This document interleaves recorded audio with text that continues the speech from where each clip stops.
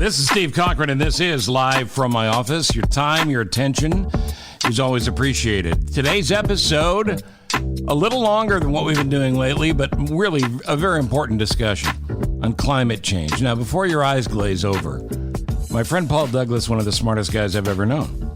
He's also very entertaining, very funny, very inappropriate at times, and I'm talking to him about that. But as a longtime TV meteorologist and scientist and entrepreneur and inventor, he has been knee-deep in the discussion of climate change for a very long time. He is conservative in his politics and was skeptical at first, but he is converted, and he doesn't want to just preach to the converted. He wants people to understand how serious this issue is. And conversation, again, is about climate change. He and I are both fathers and grandfathers, and over the past 30 years, we've gone through some of that together. And we share a passion to try and leave this world a better place, and not such a place of question when it comes to will the earth be something that our kids and grandkids can enjoy the way we have. Now, people get caught up in the hyperbole of this all the time. Paul Douglas is one of the first and one of the continued voices, and I share this with him. They say, this is not politics, this is common sense. And this is something we don't have a choice to do. This is something we have to do. And this is not something that has to hurt. This is something that can help. And this is something that will be quite possibly the next great economy because of all the other ways people will work and the good it will do for the environment. At no point in this conversation are either one of us suggesting that coal miners should be thrown out and put out of work, or that electric cars will be instituted tomorrow, or that the oil business should go away immediately. We know where the problems are. We know what's doing the damage, and we have the ability to fix it. And the worst thing we can do is sit around and watch it happen. Saying that, well, India and China aren't going to do anything, so it's not going to make any difference is bullshit. We have to make strong choices. And unfortunately, as we'll discuss in this interview that I'll play for you, the gutless members of Congress will, in all likelihood, not be the people to do it. They're not all gutless. There are many in Congress, and not surprisingly, many younger members who share the concern about this and know what's right in front of them and know it has to be done. But your vote is vitally important. I've said it before, I'll say it again, and I'll keep saying it. Yes, our system is broken, but it's the system that we have, and it beats every other system. And the strongest thing you can do is exercise your right to vote. Our turnout numbers are embarrassing. And with a simple Google search, when election day comes around or the primaries come around, and by the way, you got to vote in the primaries too. That's how you end up with who ends up in your general election, wherever you're listening. It's a simple Google search away to find out who in Congress is standing up on this issue. One of the things I want you to hear is I asked Paul about the difference between weather and climate. We also talked about the myths that are out there. He made a stunning point about immigration and how people are screaming about our immigration problem, which is very real, but that we have no idea what kind of immigration problem we're going to have if we allow our climate change to continue without positive impact. And we see people coming from Central and South America, as well as Mexico, because they don't have any water anymore. The common sense, the reality of this is there. This is not about, what do you mean there's global warming? It was cold yesterday. That's a moronic statement. That's not what this is. And when I was a kid in the 70s, there was talk about any minute now, this could get turned upside down. And a lot of people want to use that as political fodder, saying it wasn't true then, it's not true now, the earth can take care of itself.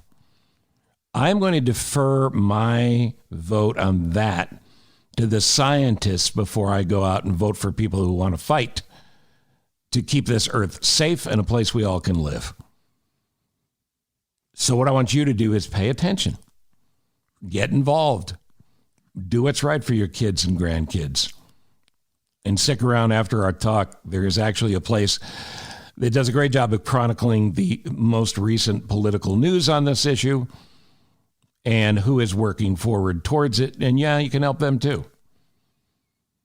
So I'll dedicate this to Bill Zamey. And if Bill had ever told you in one of our dinners or talks or texts that I dedicate a podcast episode, he would have said, what's a podcast?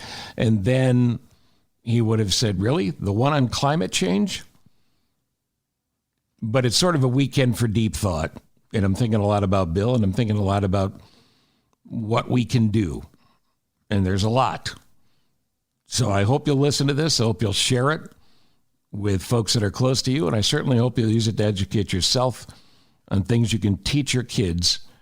As Paul Douglas joins us, and listen to the radio every morning between 5:30 and 9 on the Big 890 WLS, wherever you are. You can stream it or you can hear it live in the Midwest and certainly in Chicago. And I hope you will. Paul Douglas, the author of Caring for Creation, The Kid's Guide to Saving the Planet as well, and a couple of other books and a lot of great words on how we save the earth. That light topic. Hear it now on Live from My Office.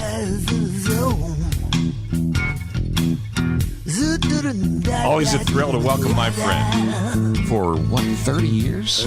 Man, is he old. It's Paul Douglas, a scientist, a broadcaster, a podcaster, a voiceover artist, an actress of high regard. What? Was that out loud? One of the smartest, funniest, and really best guys I know. It's Paul Douglas. Hello, buddy. Hey, Steve-O. Great to be on with you, man. Always is. You always make me laugh. And sometimes you make me think, but mostly you make me laugh. It's funny that when you laugh, you point at me. I know you've only got a picture of me. You're in Minneapolis. You only have a picture of me there to point at, but I know you're doing it right now. I am. Yeah. So let's give people a little background to give us both street cred on this topic we're about to talk about. And don't leave a single thing out. You started as a small boy. You were born through a normal... No, let's not go back that far. Yeah. You, and you're a modest guy. You won't admit to any of this, but you're a nationally renowned meteorological expert. You became a meteorologist, if you like, after leaving Penn State, and landed eventually in Minneapolis and did how many years at Care there? Care 11 was 11 years. Chicago at BBM was 3 years. Went back to Minneapolis at TCO for 11 years. I think my limit is 11 years. Seems to be. And then they get wise. What are you still doing here? and you've also invented and come up with several different weather platforms, weather predicting tools, graphics and toys for the weathermen to play with so that we become better informed. You know from the clouds, you hold patents. I mean, you're a legitimate scientist. And I tell this story all the time, but I vividly remember you and I sitting in Chicago having a breakfast at the Marriott across the street of what was then the Tribune Tower, as it should have been. And you had a phone and I had a phone. This would have been mid to late 90s. And you said, you got to understand something, my friend. Everything's going to be on this. Everything is going to come from here. And I'm sad to admit you were right. Yeah. Me too. You just nailed it. Put the phone down. Hey, I enjoy media. I love talking about the weather, but I never trusted the media, and I still don't. It's a little like being the NBA or the NFL. You can have a few good years, and then you're out. So I wanted to have a safety net, a plan B. And starting in college, I had a business on the side, and that just continued. And I've started 7 companies. I've sold 3 in the last 25 years. And again, surrounding myself with people way smarter than I am, which isn't hard to do, by the way. I'm sort of the vision guy.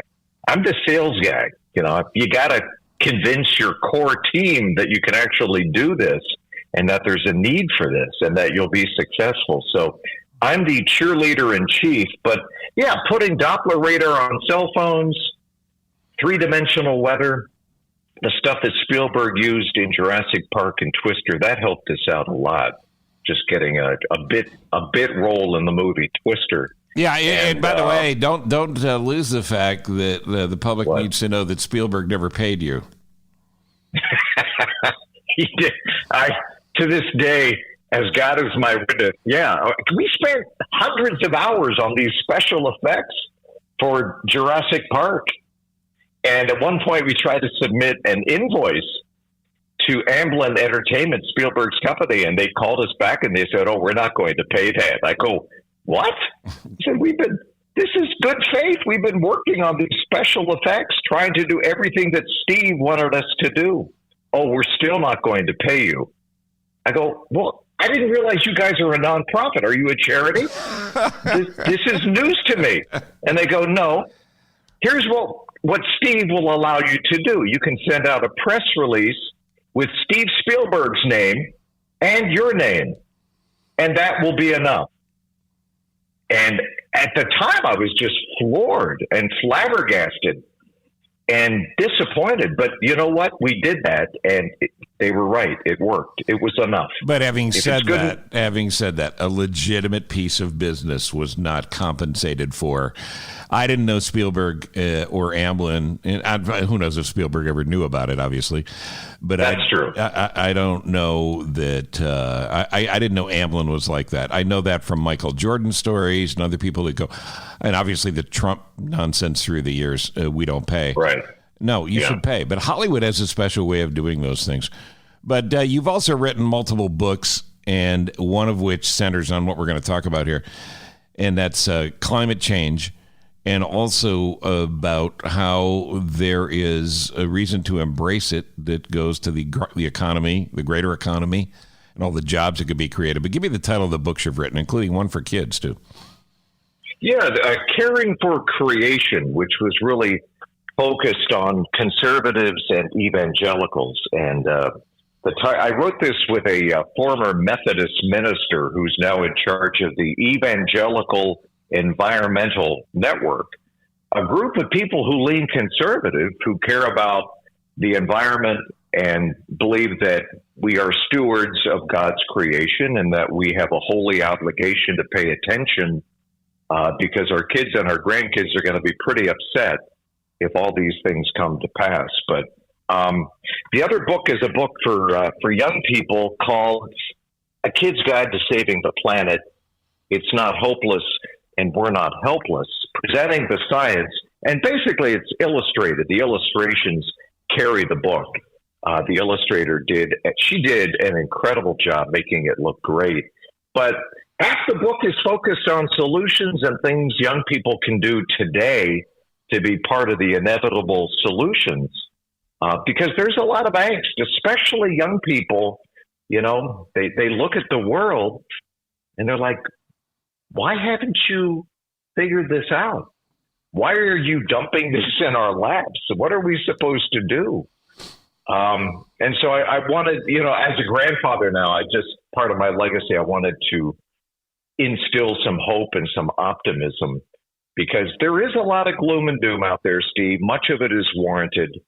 But, the reaction to gloom and doom usually is paralysis. People curl up in the fetal position, and that's not helpful. And we're not at the point yet where it really is hopeless.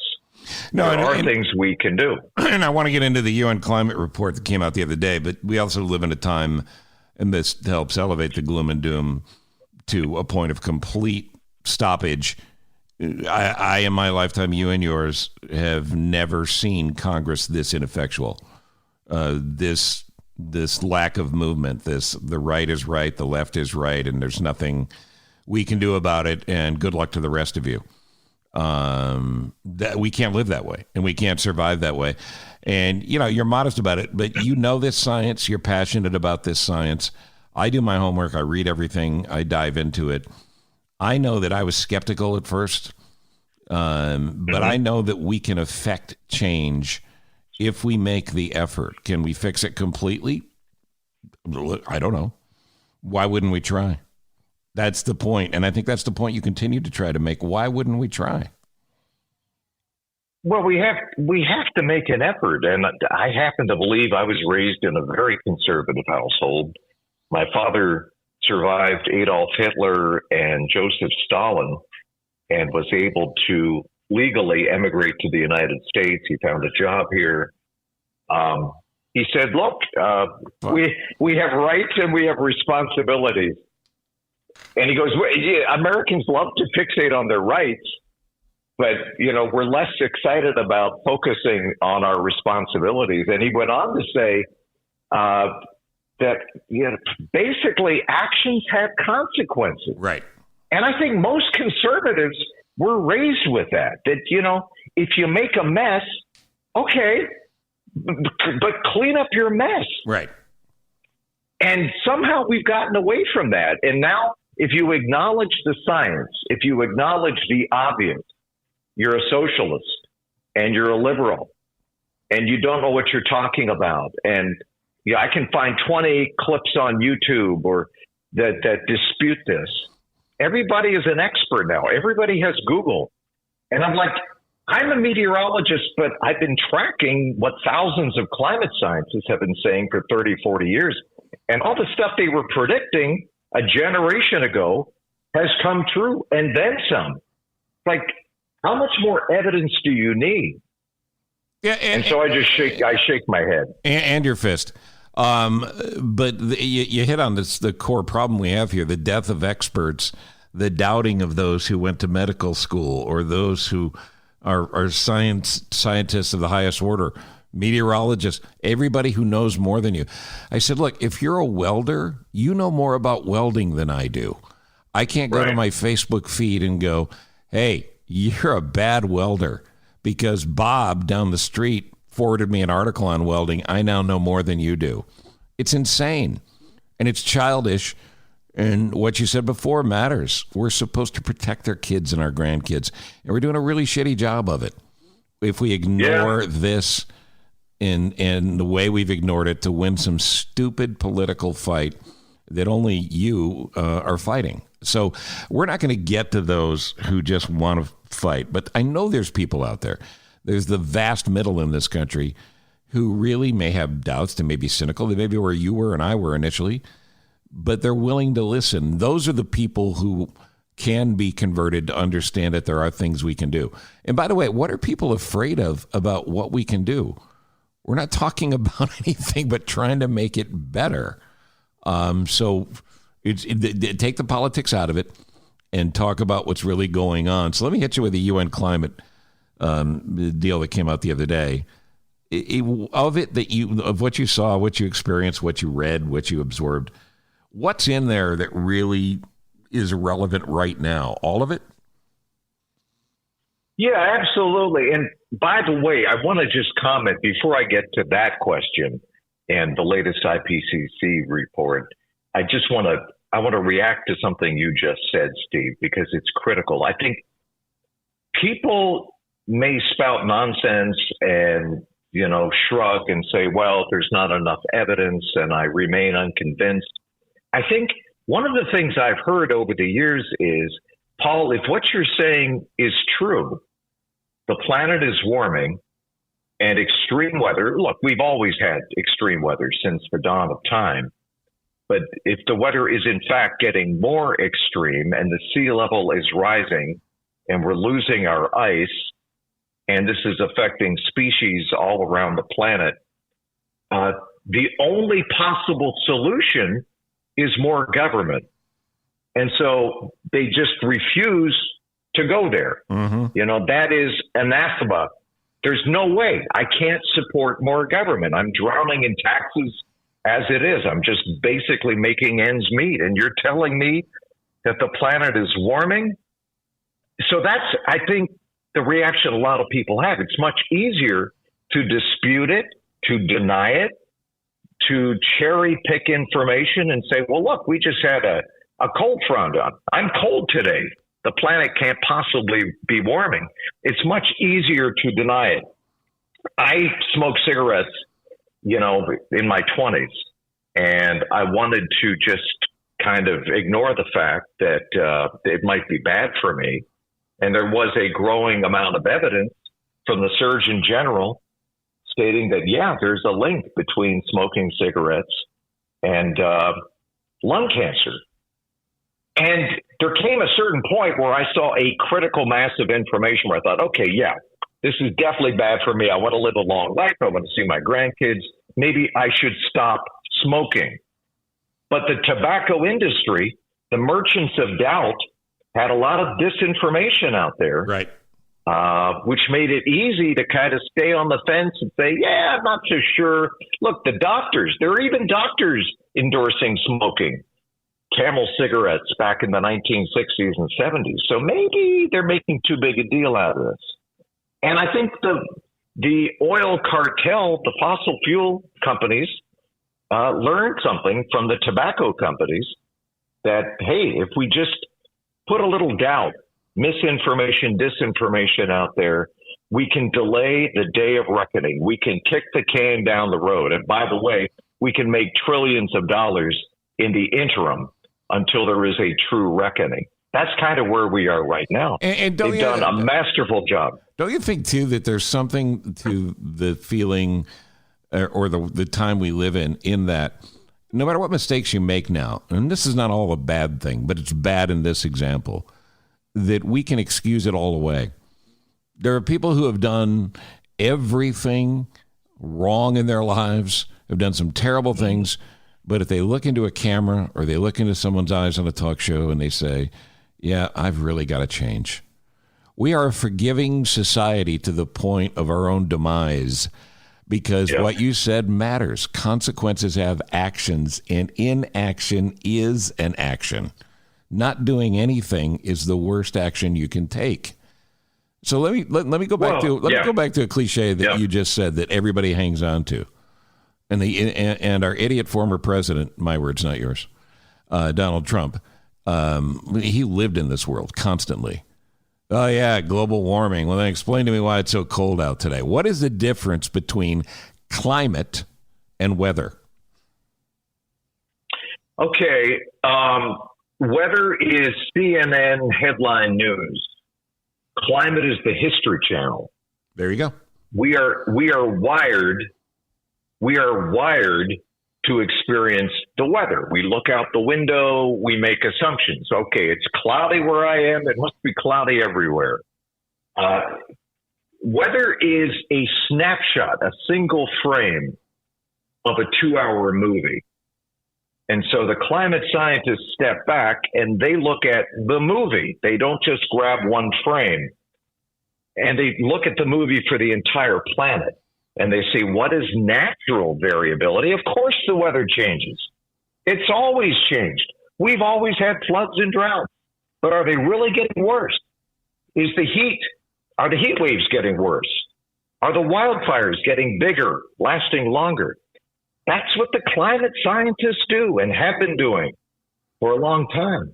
And again, I'm a meteorologist, Steve. I have seen it in the weather increasingly. Strange weather patterns, things I've never seen before, rainfall amounts that I've never seen before, hurricanes intensifying before hitting land, the size of these wildfires in the West, freakishly huge, creating their own weather. And that's what tipped me off. It wasn't Al Gore. It wasn't even a climate scientist. It was looking at the weather maps and realizing the weather is playing out of tune. Why is the weather playing out of tune? Is this natural variability? What is causing this? And that's ultimately what led me to acknowledge that, yeah, the climate scientists are right. Everybody starts from a place of skepticism. You should be skeptical about everything. Right. But there's a difference between healthy skepticism and willful ignorance. Right. And right now, the 10% of the people who think it's all a hoax, they're willfully ignorant. Ignore them. They're like the people who claim that 9/11 was an inside job, or we didn't really walk on the moon. Yes, you have the freedom to be an idiot, but do not take your cues from idiots because it's going to end badly. And you can't allow the loudest to win. I'm here to tell you, after doing talk shows forever, I know a little bit about the audience and the people that listen and the people that are out there, whether it be Fox News, whether it be me on the radio in Chicago and around the country. or whether it be your Facebook feed down the street. And I'm telling you right now, the loudest always get the most attention. It doesn't make them right, and it doesn't mean you should listen to them. You should. Right. You know the old hula hoop example? This comes from an AA meeting. Guy goes to AA reluctantly. A friend brings him in. It's time. They go in and they take on a community project, and it's to clean up the nice old lady next door's garage. So it's a hot summer day, and they go in, and he's bitching about how hot it is, and man, he could use a drink, and this sucks, and this is terrible. There's a hula hoop on the wall, and the sponsor takes the hula hoop, he throws it down on the garage floor, right at the mouth of the garage, and says, stand in the middle of it. He goes, what are you talking about? He goes, stand in the middle of it. He stands in the middle of it. I go, he said, spin around one time. Just turn around in a circle one time. He said, everything you can see from here, that's what you're concerned with. And it starts with you. It's not anybody else's fault. It's not anybody else's that somebody did this to you or did that to you. Fix what you can see and what you're experiencing right now. And it goes directly to this argument. Be concerned about your house, your family, your school, your block. Mm-hmm. Take care of that first. Get out of your giant world vision of what's wrong with everybody and actually make a positive change. That's all you can do. I mean, one person at a time. We're not going to fix this by just sitting around watching it happen.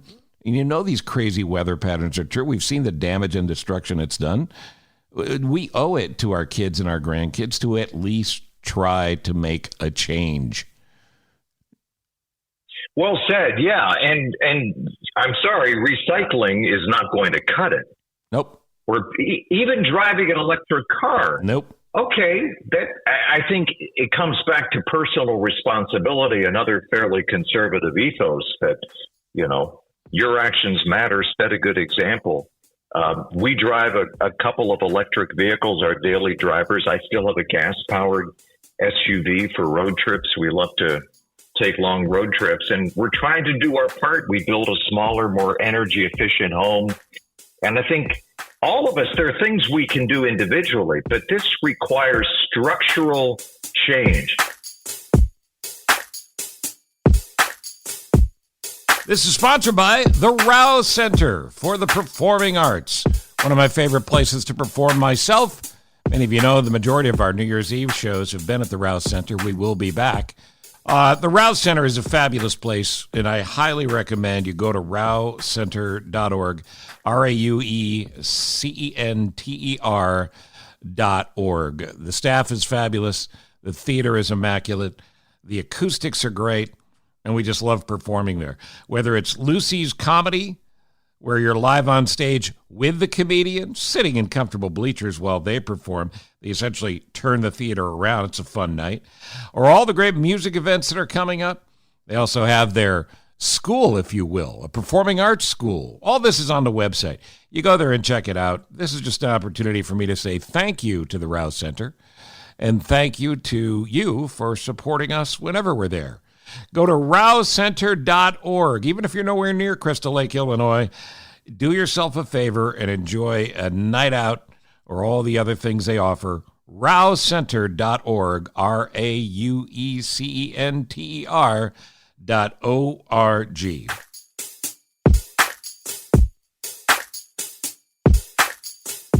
How we generate electricity, the whole transportation sector. Not just, hey, I drive an EV, but how many tens of thousands of trucks need to be electrified? Everything we do, we need to wean carbon out of our economy. And every threat is an opportunity. And this is an opportunity for the United States to reinvent itself and to create more efficient ways to keep the lights on, to keep, the economy powered up and people employed. What worked in the 1970s, Steve, is not going to work in the 2020s and the 2030s. I think a lot of people are scared of change. That's and true. Are digging in their heels and saying, no, we want to go back in time. We don't want to go forward. We want to go back, the good old days. And you know what? That ship has sailed. And now it's a solar-powered or wind-powered ship. in all probability. And you know what? In nuclear power, you talked about this on the radio with me the other day. We need to use nuclear power safely and efficiently. And we can bang on the oil companies all day, and we do. But the oil companies don't get up in the morning any more than the nuclear power companies do and just go, man, it'd be great to have another 3 Mile Island.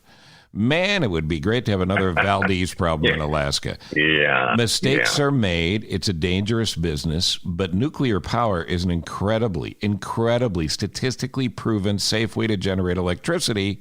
You can't have it both ways. You can't bitch about how you want cheaper power, how you want to save the earth, but boy, you sure don't want a nuclear power plant anywhere near you. Well, that's true, and we need the baseline power, right? And right now, most of that baseline power is provided by natural gas. Right? Yeah. If the sun doesn't shine, if the wind doesn't blow, you're hosed. So you better have other options.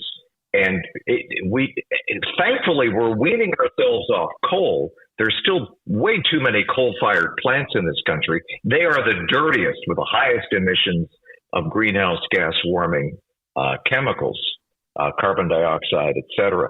But yeah, we need nuclear, but I think we need a new generation of nuclear that's much, much cheaper. Yep.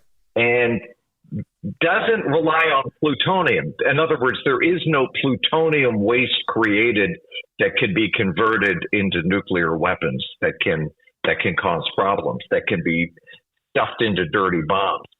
A number of countries, including the United States, are experimenting with much more affordable forms of nuclear reactors that use molten salt, among other chemicals that, again, don't have the hazardous, disastrous byproducts that traditional nuclear plants have. So, yeah, I think there's a smarter way to go nuclear, and people are doing that. We need to accelerate that.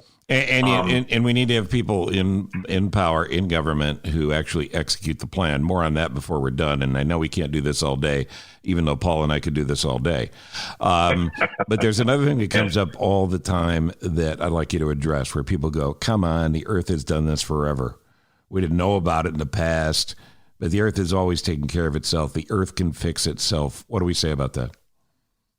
Sure. Yeah. There have been countless ice ages. And at one point, a couple of 100 million years ago, it was warmer than it was today. But there were always astronomical forcings when you go back in history. And this is another thing that climate scientists do. Why did it warm up? Why did it cool down? Yes, we have had climate change, for billions of years. The climate has changed. And there's always been a reason, astronomical forcing, the Earth's orbit closer to the sun, the tilt of the Earth, planet-wide volcanoes emitting humongous amounts of greenhouse gases into the atmosphere, warming things up. Volcanoes at other points dimming the sun, causing an ice age or accelerating an ice age. There was always a reason. And all you can do now is step back and say, look, CO2 has doubled since the mid-1800s, most of that since 1970. And during that time, temperatures have warmed, globally about 2.5 degrees, 2.5 degrees, much more than that over the northern hemisphere, over the northern latitudes, near the poles. But what changed? Well, what changed is we've doubled the amount of CO2. It is either the mother of all coincidences or there's a link. And, it's pretty straightforward. We've seen this increase in CO2 and methane and other greenhouse gases, and we need those gases to keep the Earth habitable. But too much of a good thing is a bad thing, and that's what we're seeing right now, and it's flavoring all weather now. It's making it rain harder. People don't even realize they live in a flood zone now, many people. It's supersizing our hurricanes and our wildfires and our droughts and our heat waves. And, much of the southern U.S. is going to be a gong show. And the Southwest, look at California, The fact that it's warmer, the atmosphere is warmer, means that it can hold more water vapor. And there's about a 7-10% increase in water vapor. And so, yeah, some of the moisture that has clobbered California in the form of snow and rain, some of that is because the atmosphere is warmer and it can hold more water vapor, more fuel for big storms. So we're seeing the symptoms, Steve, and this latest IPCC report basically said we have till the early 2030s to avoid getting over 1.5 Celsius. Everybody's trying to keep it under 1.5 centigrade, which is roughly 2.7 degrees Fahrenheit. That's the temperature of the oceans? Temperature of the atmosphere. The mean temperature of the atmosphere, right. That if we get to 2 degrees Celsius, that's going to be a tipping point where many summers there will be no ice over the North Pole, over the Arctic Ocean, and will kill off all the coral and the heat waves. I mean, you think we have problems now with refugees, illegal immigration? Just wait.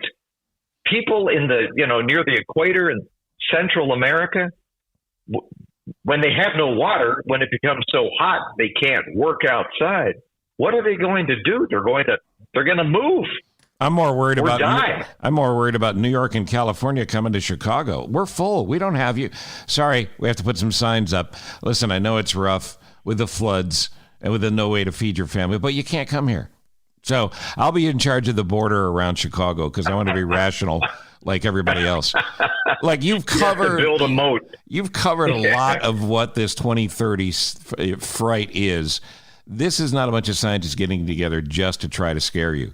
You know what we know when we know it scientifically. They're telling us. They're saying, knock, knock, dummy. This is really happening. This is really coming. So let's get to what do we do about it? What can we do about it in our own homes? You talked about, being smarter, about having a smarter house and doing things that you can do yourselves and teaching your kids to take responsibility to do things as well. So what's a little thing and a medium thing that can be done? I think if you're really serious about this and you're concerned, maybe more concerned for your kids or your grandkids, because this is the world they are inheriting.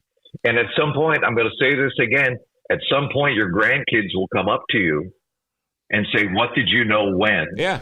And what did you do? Our grandkids are going to be pissed. I mean, really upset. And they already are. And here's the thing. Eventually, they're going to be voting, and they're going to be voting for politicians who acknowledge reality. I don't think acknowledging reality is a liberal thing. I think most people would say keeping your eyes wide open and seeing the world as it is, not as you want it to be, but as it actually is a good trait. It's common sense. It's not being a liberal or a conservative. It's having common sense. Right. This is the world we've created. What do we do to turn down the thermostat so that our grandkids can have the same quality of life, the same things that we had? And so there are a lot of things we can do, but I think the most important thing at the top of the list, quite honestly, is to vote. And vote for candidates who acknowledge reality, whether they are Democrats or Republicans. I mean, many Republicans now acknowledge that the climate is changing, and we should be debating not the fact that it is in fact warming up, the atmosphere is warming, the oceans are warming. We shouldn't be debating that. Let's debate the solutions and have conservative solutions as well as more liberal solutions. What is it going to take to have everything we want, the standard of living we all want, great jobs, but turn down the dial on carbon emissions? And what's interesting to me, Steve, is that companies are moving faster than many governments. Yep. Corporations are saying, you know what? We're going to be carbon free by 2030 or by 2040. And even utilities are saying, we're going to be carbon free. Companies, I think a lot of them want to do the right thing. And some of it is altruism. Some of it is they want to attract great people, great employees, young people. And this is at the top of the list for a lot of young people. It may not be at the top of your list, but if you're 20, 25, 30, 35 years old, yeah, living in a habitable world where Mother Nature isn't trying to kill me every other day, yeah, that seems like a priority to a lot of younger people. And so I think, buying things from companies that are serious about this and not greenwashing, not saying one thing and doing another, I think that's an important thing. When you make purchases, make sure that you are supporting companies that are serious about this and taking action. And we need more people on all sides of the political spectrum who are serious about this and want to actually tackle this and not nibble around the edges, which we're still doing. I can't understand why President Biden announced drilling in Alaska after campaigning against it. Yeah, I don't understand that. And here's the thing, fossil fuels got us to where we are today, and we still need fossil fuels today, but we need to find a way to turn down the dial and use fewer fossil fuels. And we need to find ways of carbon sequestration, taking the carbon that's in the air and pumping it back into the ground. In Iceland, they're actually creating something that's stronger than cement by doing just that, taking carbon out of the air, turning it into a rock-like, cement-like structure. So there are new companies, new technologies that are going to be born.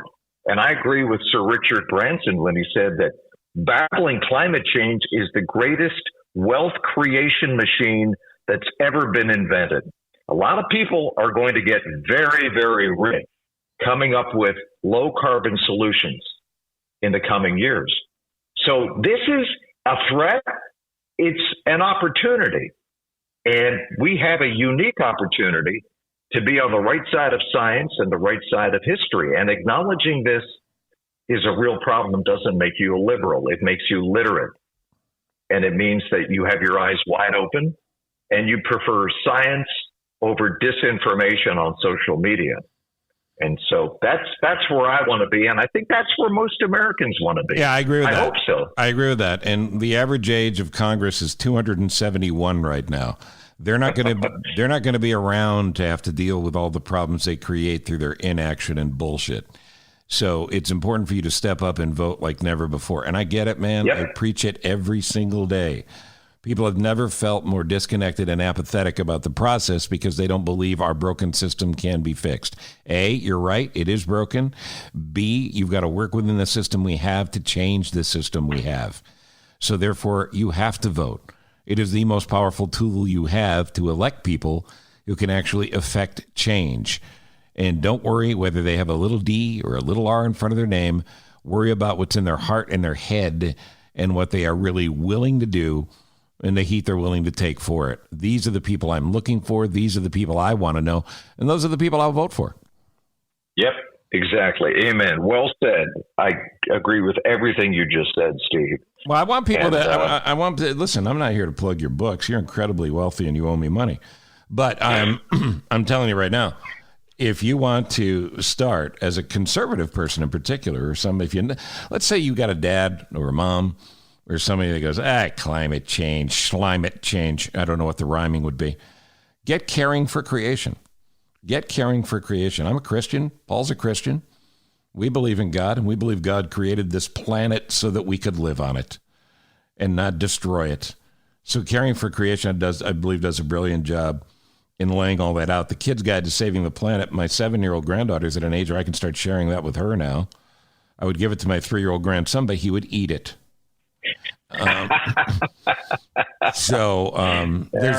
There's tools out there, but your knowledge of this and your passion for it is important. And I just, I love you, man, and I appreciate your time. You know that. Well, thank you, Steve. And you know what? I mean, I was talking about this to my detriment on television and radio 25 years ago when people were like, Paul, you're insane. Paul, you're a liberal. And I said, no, I'm not. It's real. It's happening, and we should pay attention. And what makes me encouraged is more and more meteorologists all around the country on television every night doing the weather are mentioning climate change. They're tying in why did this happen? Well, a warming climate is responsible for a longer allergy season or more poison ivy. And so they're making the connections. And this was a pretty rare thing 20 years ago. Now, I think most, not all, but most meteorologists who are the local science ambassadors in each city are saying, hey, we should pay attention. And they're connecting the dots. So that gives me hope. That encourages me. And young people encourage me. You know, when I talk to young people, they're not debating whether this is real. They know it's real. They know it's happening. It's like, what can I do? How can I be part of the solution? And so at the end of the day, I'm optimistic for two reasons. Renewable energy is now cheaper than fossil fuels. It just is.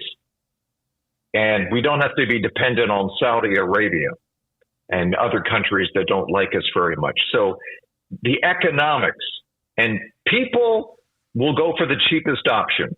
And so that gives me encouragement that we may be in a better place faster than the skeptics thought. The other thing is that young people aren't as cynical or skeptical or angry.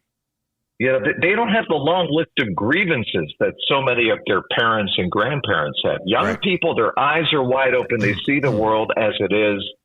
And that lack of skepticism and venom and cynicism, I think hopefully that permeates our society. I have a lot of faith and trust and hope in this next generation. I'm sorry, Tom Brokaw, they will be the greatest generation because somebody has to figure out, you know, a cleaner way to keep the lights on. And it's happening. It's happening in slow motion. We need to turn up the dial and go faster. Yeah, and the fastest way you light a fire under a politician is threaten their job. And find someone who can replace them and should replace them. We above the age of 60 are far too fear-based in life. We need the hope of a 30-year-old or a 25-year-old and the belief of a 25 or 30-year-old that things can change. We can meet in the middle somewhere and understand that we don't have to be afraid. There's no downside to trying, and we need to fix this. Unfortunately, you're going to have to continue to talk to me about this because we need to continue this conversation. And I don't care how many times you go into the witness protection program. I'm like Liam Neeson. I have a special set of tools, and I will find you. It's always a pleasure, Steve. And thank you for bringing humor to a very serious subject, but making me laugh over the years. Well, listen, you and I, if our text messages ever got out, A, they'd be very funny, and B, we'd both be jailed. So yes. But thank you, Paul Douglas. Now, I need a couple of resources. Where can we send people? Well, let's start with you. How do we follow you and what you do? Are you social media active, or what do people do to keep up with you? AOL and MySpace is where I tend to hang out. It's much quieter there now, which I kind of like. But no, I'm really on Twitter at pdouglasweather, and my website is pauldouglasweather.com. And I still give some speeches, and I think I'm done. I've written 4 books. I think that's enough. And trying to, wind down my media career. I still have one company left, Predictix. And, I think we all have a role to play. It's not a solo. It's a chorus. We are, all of us have different gifts. I really believe that. And all of us have a role to play. And if you're a spiritual person, even if you're not, even if you believe nothing, you're agnostic, you're an atheist, okay, chances are your eyes are wide open and you see what's happening. And if enough experts pretty much say the same thing, maybe you should pay attention and not dispute the experts. And we need to come up with creative solutions. And so keeping, America is still the greatest country on earth. We should be taking the lead. I'd like to be buying my cleaner technologies from American companies, not companies in China or Finland or Israel. the more we just kind of shrug and say, yeah, there's nothing we can do, the more other countries are going to eat our lunch. So we should, I'm a capitalist. Same it here. ain't perfect. Same it here. ain't perfect, but it beats whatever comes next. And we should be creating the clean solutions right here in the United States. It's happening. We just need to go faster, Steve. Well said. Well said. Mic drop. It's my friend Paul Douglas. Clearly too good for this podcast, but then again, you're listening to it. So what does that say about you? But thank you for that. Thank you, Paul Douglas. Thanks, Steve. Always a pleasure, my friend. Keep in touch. 30 years plus on the airwaves, you have turned your dial to me. Now you're tuned into my podcast. It's live from my office, Steve. From Ithaca, New York to Carolina South, W. Cochran Steve. From Minneapolis and then Chicago twice, top-rated shows achieved. Sit back, relax, and now listen to my show. When or wherever you are, 'cause you're on the go. A-list celebs with some laughs and great info. Live from my office, the Steve Cochran Podcast Show. Yeah, yeah, yeah. No better place to be. Yeah, yeah, yeah. Subscribe and like for free. Yeah, yeah, yeah. Live from my office, Steve. So glad you're with me. It's live from my office, Steve. Thank you for listening to Live from My Office, a service of Monkey Run Productions. All rights reserved. The podcast is hosted by Steve Cochran, and it's mixed, edited, and produced by me, Ross Cochran. Steve is available for corporate speaking gigs.